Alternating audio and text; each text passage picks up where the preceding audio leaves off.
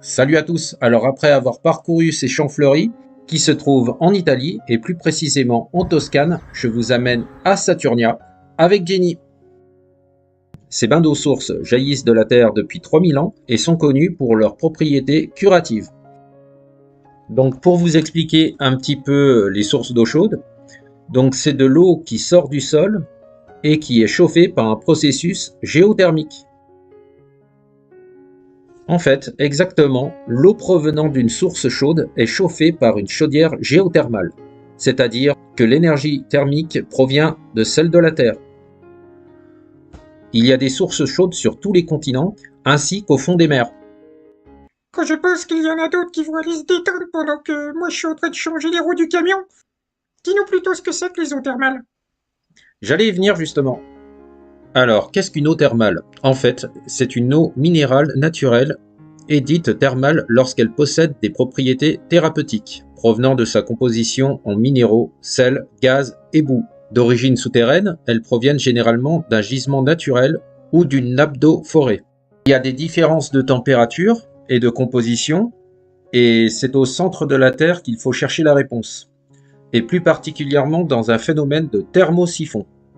L'eau froide s'enfonce, se réchauffe, puis elle remonte. Et en fonction de la vitesse remontée par l'eau vers la Terre, l'eau est plus ou moins chaude. C'est ce qui nous fait aussi le phénomène geyser, où peut jaillir de l'eau chaude à 100 degrés, ou à plus de 100 degrés. Donc là, il faut faire attention, il ne faut pas se brûler.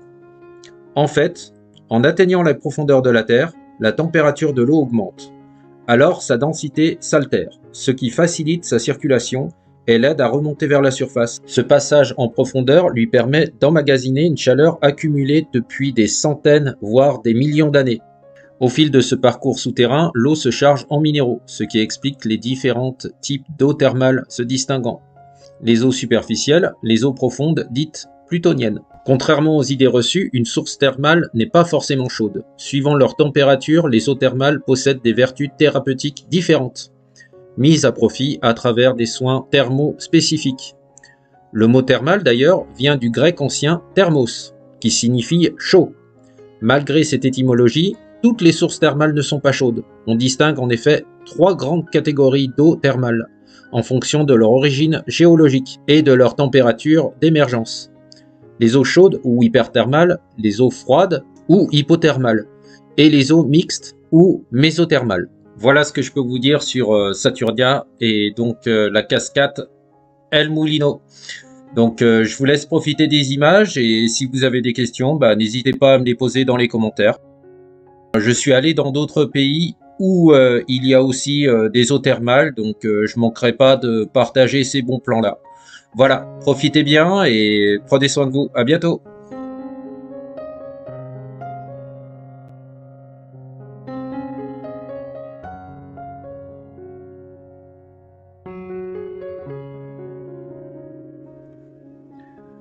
Du coup, j'en profite pour vous dire la petite astuce.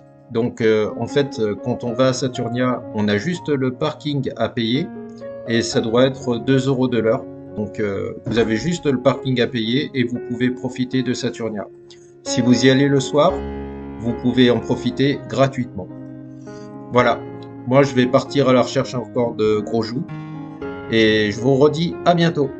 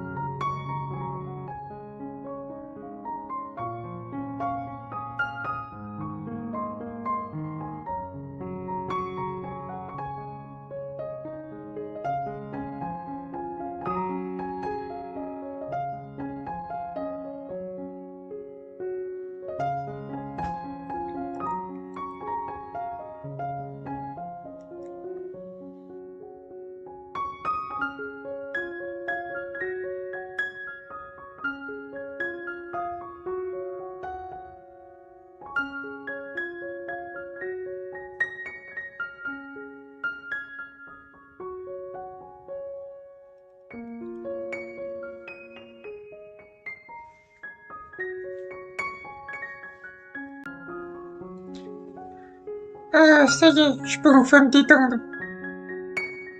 Il est où encore, Grosjou? Allez, Grosjou, viens, on y va! Et mince. À bientôt.